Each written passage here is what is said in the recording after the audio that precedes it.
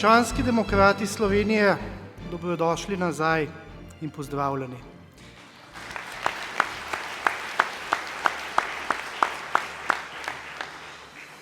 Moje današnje predavanje ima mogoče malo bizaren pridih, malo bizaren naslov, konec krize in kaj potem. Motivacija je sledeča, v krizi se vse preveč govori, ampak premalo se seveda naredi in premalo resno se vzame situacijo, da bi se jo rešila. Očitno smo se v tej državi sprijaznili s tem, da bomo enostavno pustili, da pademo na dno. Potem pa bomo videli, kot rečejo Srbi, ko preživi, pa nek priča. Se pravi, kdor bo preživel, pa naj pove, kako je bilo. Jaz vam hočem nekaj drugega povedati.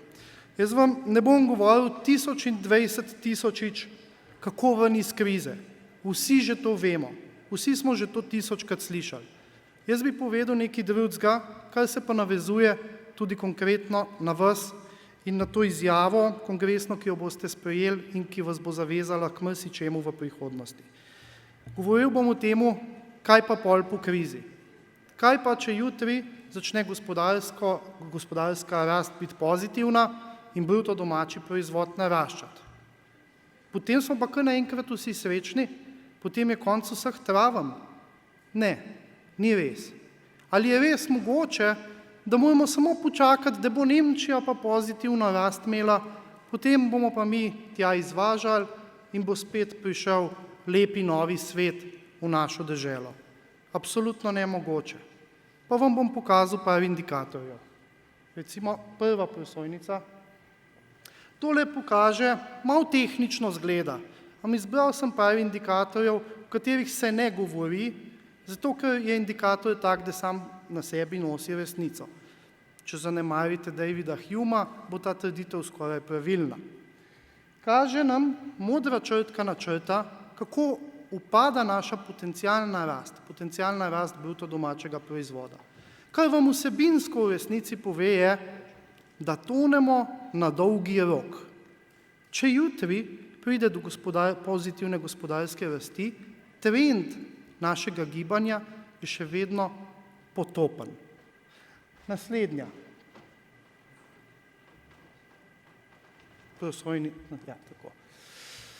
Banke. Tukaj je prosojnica, ki kaže, kako res slab je bančni sistem v Sloveniji, pa to je še kakšne 2 leti nazaj, ko še ni bil toliko slab, kakor je zdaj res slab. Kriterij, ki je pokazan, je merilo najbolj kakovostnega kapitala v banki glede na celoten kapital v banki. Če zanemarimo ta detajl, lahko pogledamo, da smo praktično na koncu Evrope. Tipičen odgovor je, kriza se bo tudi končala, ko se bo bančni krč sprostil. Kar pomeni, rešimo naše banke. Zdaj jaz ne vem, niso lih naše banke, te banke bi mogle imeti lastnike in ne jih rešujejo. Silom prilike postanejo naše banke, zato da lahko politika iz teh bank črpa denar. Ampak pa kaj pol, če rešite banke? Kaj pol, če vsem nam iz ust vzamete denar, iz žepa, našim otrokom, da dokapitalizirate banke, katerih niste ne komitenti, ne lastniki. A potem bo pa čudež, kje pa so podjetja, ki ustvarjajo delovna mesta? Kje so podjetja, ki so še zdrava? Struktura tega gospodarstva je gnila, ne glede na to, kaj naredite iz teh bank. Če je struktura gospodarstva gnila, razpada, potem so banke lahko najboljše na svetu in ponujajo najboljše kredite na svetu, vendar vi nimate substance, ki bi te kredite vzela in jih enostavno uporabila učinkovito za investicije in delovna mesta. Se pravi, če bomo jutri vrgli po teh stresnih testih, ki nam bojo povedali, koliko naj vržemo noter, koliko so gnile te banke, če nam bojo rekli 5 milijard, 10 milijard in jih bomo noter vrgli, ja pa kaj pol, če gospodarstva ni več, če so ljudje brezposelni, če potrošnje zasebne ni več. In kaj bomo imeli pol? Novo situacijo čudovitih bank brez gospodarstva? Mogoče, ampak vemo, za koga bo to dobro. Z tistega, ki bo vladal in tistega, ki bo sprevržen in korumpiran v svojih vladarskih namenih in bo banko uporabljal kot vzvod moči v gospodarstvu. Dajmo naprej. Tole vam kaže slovenski borzni indeks. Ne bi bil rad preveč tehničen, ampak čim vidite takle padec, vedite, da se je nekaj katastrofalnega zgodil. Tole, SBI top, nekaj najboljših slovenskih podjetij, ki so bile vedno velike znamke, ali v regiji, ali v Evropi, so izgubile vrednost na borzi ekstremno. Danes govorimo o nacionalnem interesu, ne danes, govorimo že 10 let in ljudi se ne da prepričati, da Mercator ni nacionalni interes, da prodaja čipsa ni nacionalni interes, da to ni identično Knežjemu kamnu ali pa prvi slovenski knjigi, ampak da je pivo v državi, kjer je alkoholizem zlorabljen, nacionalni interes, da je Mercator nacionalni interes. In te nacionalni interesi, tako imenovani nacionalni interesi, so katastrofična podjetja in po poslovni politiki in po poslovnih rezultatih. In njihova vrednost je nična. Realnost je, da bi to lahko rešila samo privatizacija. In to ponavljamo že 10 let. Zakaj privatizacija? Ker privatizacija prinese kapital, ki ga v državi manjka. Veste, kje je problem? V to državo po epizodah z KBC-jem, Interbrujem, Vega in še podobnimi, nihče normalen več ne vstopa. V to državo bo prihajal tuj kapital, ampak bo prihajal tajkunski kapital. Nekaj, kar je anekdota v londonskem finančnem sitiju, je sledeče. Ponudite, da investirajo v vaše podjetje. Vprašajo vas, iz kod ste. Odvrnete, da ste iz Slovenije. In oni rečejo, we don't do business Slovenian way. Mi ne poslujemo po slovensko. V tujini je zelo jasen signal bil poslan. Kjerkoli investitorje, ki nočejo biti del politično-tajkunske godle v Sloveniji, se iz Slovenije izžene. In če izženete ogromna podjetja, ki so kredibilna in dobri lastniki, vam ostanejo hrvaška tajkunska podjetja. Ostanejo vam še ostala tajkunska podjetja, ki pridejo v tako razsute države, kot je Slovenija, kjer pravni sistem ne deluje, kjer se podjetja uničuje in izčrpava in pridejo noter zaradi tega, ker to že znajo delati, ker so doma tako počeli. Počakajmo še nekaj časa, pa bomo dobili ruske tajkune. Tole je pa končna sodba slovenskega nacionalnega interesa, besedne zveze, ki v bistvu ponazarja tajkunsko koruptivno spletko. Naprej, prosim. Tole je, kje so naša podjetja. To je, zdaj so spet grozni grafi izgledajo, vem. Ampak poanta je sledeče. Tlele je razmerje med dolgom in lastniškimi sredstvi v podjetju. Zelo enostavno povedan, višji, ko je ta črta proti stropu, bolj imate zadolžena podjetja v državi v povprečju. Slovenska podjetja, rdeča črta, so na ravni italijanskih in samo še pod nivojem španskih. Kar pomeni, ja, res je, jutri, če je krize konec, jutri, če popravimo situacijo v bankah, nismo nič spremenili. Podjetja so prezadolžena, preobremenjena, niti svojih dolgov ne morejo več odplačati. Struktura gospodarstva je zgnila. Zgnila je struktura nacionalnega interesa, zgnila je struktura preostalega interesa. Banke ne pomagajo nič več. Iz tega lahko mirno izpeljete resnično trditev. Reševanje in dokapitalizacija bank zdaj ni nič drugega kot reševanje tajkunsko-političnih klik in navez. Prav ničesar drugega.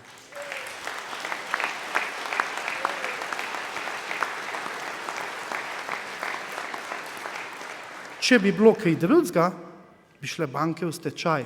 Tako kaj mogli jeti na tisoče malih espejčkov, obrtnikov in ostalih neprivilegiranih podjetnikov. Pa niso šle, pa se jih rešuje na račun vseh ostalih. Dajmo naprej. Tole je zadolženost gospodinjstev, družin. V Sloveniji je to edini dober kazalec. Kaj je slabo? Slabo je to, da potrošnje v tej državi praktično ni več. Povedano drugače, povprečna družina se je znajdla na točki, ko je od svoj kupček denarja, ki ga je imela pod posteljo, že zapravila. Ko so na tekočih računih samo še minusi iz meseca v mesec. Ko kreditov ni več možno najemati, ker kreditne sposobnosti ni.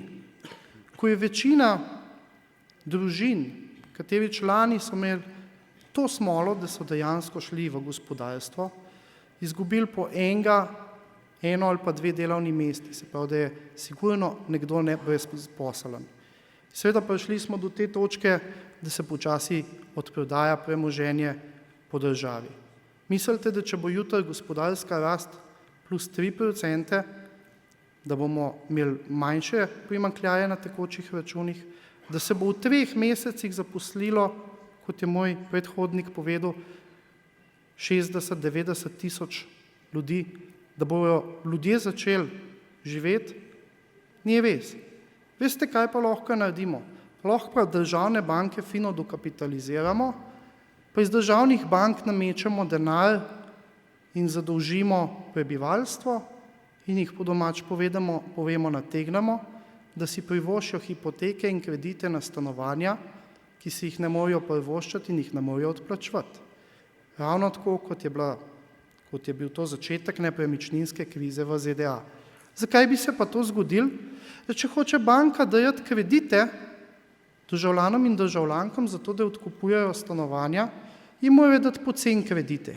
Kjer jo pa te državljani in državljanke dobili stanovanja, ja, banke jih bojo sprostile iz svojih portfeljev, tajkunska stanovanja. Okay? Gremo dalje, prosim. Tole nam kaže, kaj nas čaka daleč po krizi. Prvi stolpec so javni izdatki kot delež BDP-ja za pokojnine v letu 2015, drugi pa v letu 2055. Ta država je znana po tem, da kronično zanika svoje probleme in jih odlaga v prihodnost. Mi smo imeli do zdaj že 365 pokojninskih reform, ki pa so bile vse take, da ni bilo nobene spremembe. Zakaj je jasno? Ker imamo stranko upokojencev, ki je vse prej kot stranka upokojencev, ampak rada manipulira z upokojenci. Noče pa jim povedati, da je zadeva na koncu. Lahko ima Luksemburg leta 2055 tako silno obremenitev BDP-ja za pokojnine. Luksemburg je bogata država. Slovenija tega ne bo zdržala. Ali smo začeli resno se pogovarjati o temu, ali sistem iz rok v usta pri plačevanju penzij še deluje? Ne, o temu nismo rekli niti besede. Naslednjo, prosim. Mit. Ta mit se vleče zdaj že nekaj časa, praktično odkar je kriza. In tega sem že danes ponovil nekajkrat. Ko bo Nemčija imela pozitivno gospodarsko rast, potem bo začela rasti tudi Slovenija.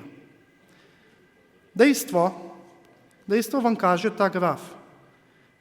Slovenski izvoz v deležu svetovnega izvoza v zadnjih letih je vse manjši. Okay? Zakaj?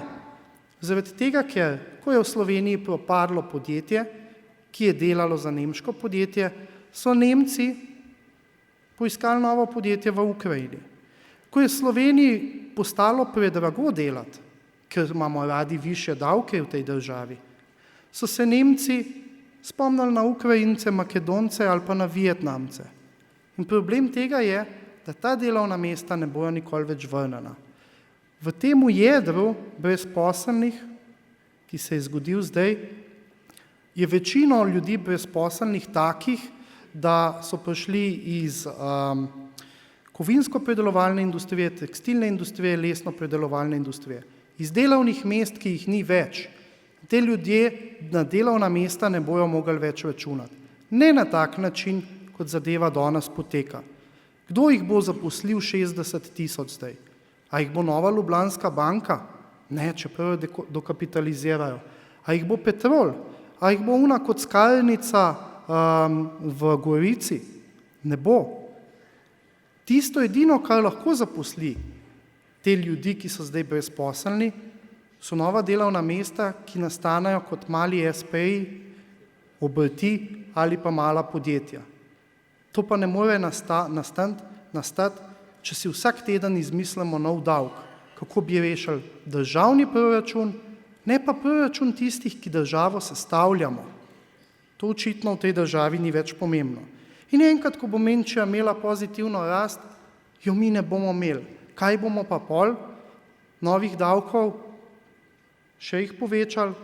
Ali razmišljamo o tem, ali bo teh 60 000 ljudi še brezposelnih še naslednjih 10 let? Še naprej. Okay.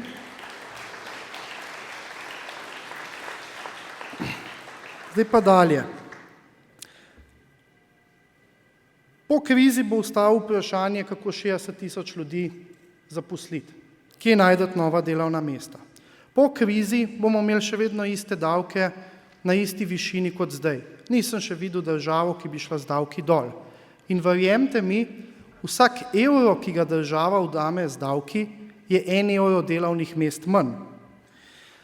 Ta država ima monopol pri obveznem zdravstvenem zavarovanju. Videl sem tudi v vaši izjavi, kongresni se dotikate problema in se ga resnično prav dotikate. Samo eden fond je v Sloveniji, ki financira zdravstvo. To je unikum v celi Evropi. To je bil še unikum v komunistični Jugoslaviji. Ampak kaj smo mi naredili? Naše celotno zdravje vseh ljudi tukaj je odvisno od enega zavoda za zdravstveno zavarovanje, ki ni podvržen ne regulaciji, ne kontroli, sam sebe nadzira in razpolaga z 2 milijardami evrov, ki naj bi bile namenjene za naše zdravje. A si zdaj zamislite primer, ki se že skoraj dogaja in na katerega sem sam opozarjal že nekje od leta 2006 dalje, da Zavod za zdravstveno zavarovanje enostavno bankrotira. A imamo Slovenci še kakšen tak zavod, na katerega bi šli? Nimamo. Kaj bo z našim zdravjem? Vsi smo talci enega monopola in smo edini evropski talci monopola. Tega primera v Evropi ni. Naslednja zadeva. Naš dolg bo vstal. Ko konc krize bo dolg še tukaj. Kako ga bomo odplačevali? Novih delovnih mest ni, novih podjetij ni. Nemška pozitivna gospodarska rast nas ne more rešiti. Zavedite se, s koncem krize prihajajo šele resna vprašanja, z težkimi odgovori, kajti mi nismo bili v stanju, ta država ni bila v stanju narediti strukturnih sprememb. Jaz sem se trudil, kolikor sem se mogel. Moj učinek je bil enak ničli. Verjamem, da če sami pobrskate po svoji glavi, ugotovite tudi, da so bili učinki od marsikoga enaki ničli.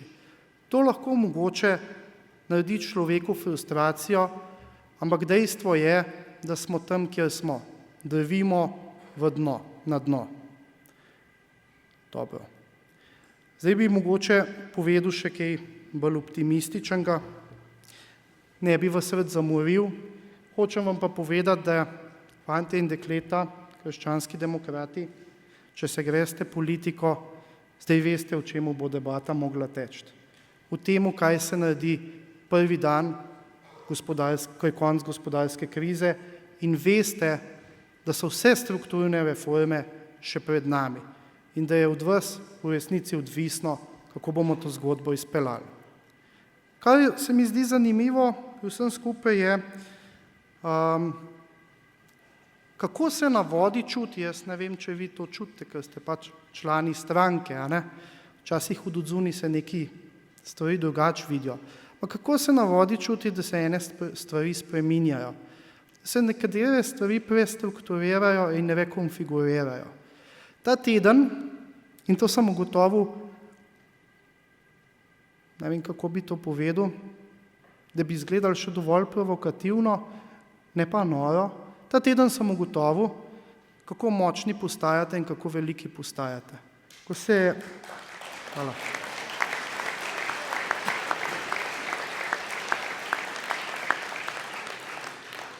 Ko se je razvedlo, da bom prišel iz te svoje izolacije v javnost in to na kongres NSI-ja, kjer bom imel govor.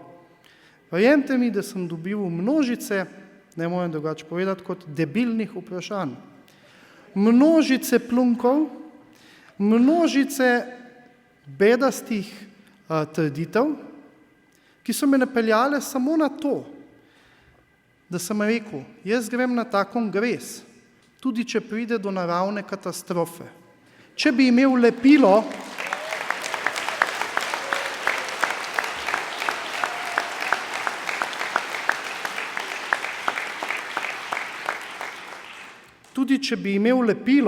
če bi imel lepilo sabo, bi se z njim prelepil in bil kle 8 ur prelepljen.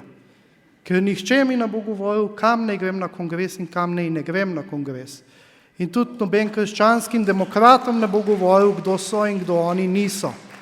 Krščanski demokrati ste krščanski demokrati in pika. Drugih ni.